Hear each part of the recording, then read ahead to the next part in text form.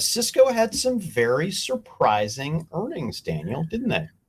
Yeah, Pat, I'll give you the twofold. So last quarter for Cisco was a bit of a re-estate, and this has been going on for a number of different tech companies. While a lot of companies had massive, steady period throughout the pandemic, and that's because, as I mentioned, this is a company that's shifting to more ARR, shifting to more software. It's some of its business units are finding new vehicles for revenue growth and creation. So they've been growing more in that steady single digit percent.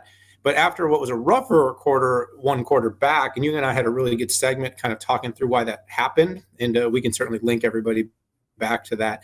This quarter was much better. Chuck Robbins reset guidance, and the company was basically able to deliver a very on par year over year result in terms of overall growth, but it had a very good beat in terms of they had promised to the market. And that was the big thing that we needed to really, that was for is after he reset the guidance a quarter ago, they beat on earnings, they beat on revenue, and that's what the market was looking for. And the market popped in response to that. Now, Pat, beyond that, some of the areas that I think in Cisco we really got to pay attention to is where does that revenue come from?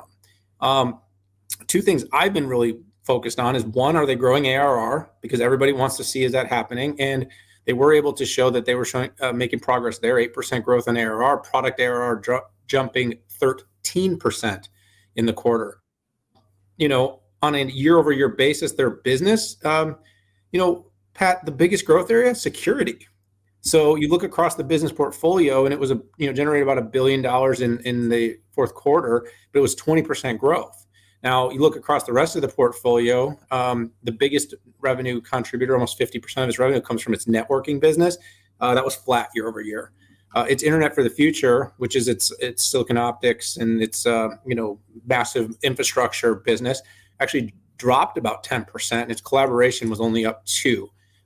They saw some growth in applications, which we're going to hear more and more about with what they're doing with observability percent.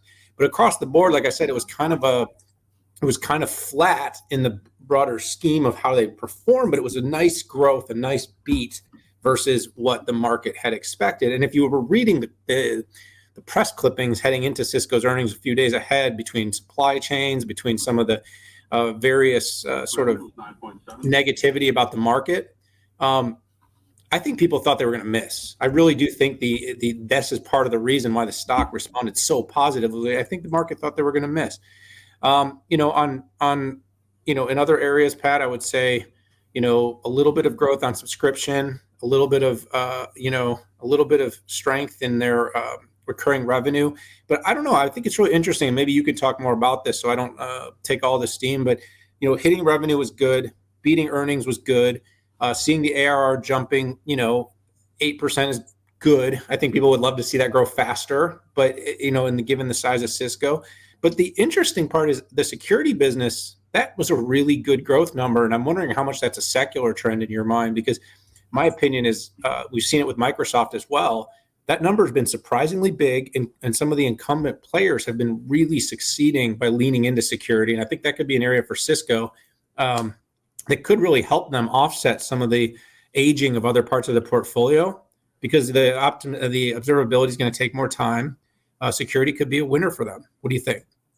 So they had a great quarter, but they just completely blew away, I think, what people were thinking. I think a lot of people were thinking that this huge backlog, which, by the way, Cisco really doesn't talk a whole lot about backlog until they, some of their revenue numbers were a little bit light. So people didn't necessarily buy in or give them any credit for that. There was also some rumors of kind of double ordering, right? Which says, hey, this backlog isn't real. And then there was a fear that this backlog, because of some of the fears over the future of the global economy, could make people hold off. But no, they totally showed the naysayers that they were wrong, even though they hit their internal or their external forecasts.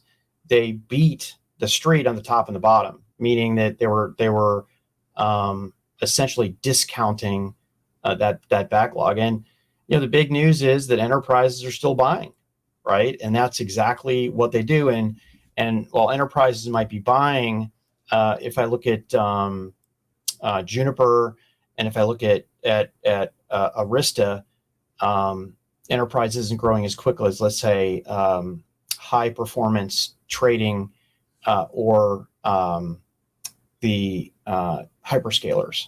And as you saw, the number for the service providers that Cisco talked about was down 10% essentially, which they call the internet of the future.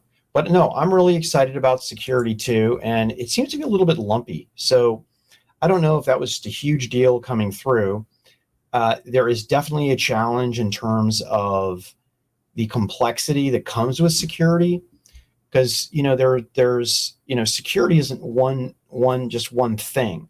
There's about 100 subsegments of security. But if you're attempting to go with best of breed and then cobble it together, you end up being 2 or 3 revisions behind best of breed anyway. So this is why companies like Cisco and even Microsoft are seeing such big numbers out there. I need to do a little bit more research on the lumpiness of this, Daniel. But overall, I mean, the numbers speak for themselves, and they had a decent guide as well. So Yeah. congratulations to Cisco. Yeah, it was a good call out. I know we're just a quick boomerang, but the guide was solid. There, single digit, but growth, and a growth that they expect to actually accelerate throughout the year, which again, everybody has to keep in mind what was being expected coming into this. And I think a lot of people expected doom. I think Chuck and the team outperformed. And I think that's it was a big positive on the macro, but it was also a big positive on Cisco's operation.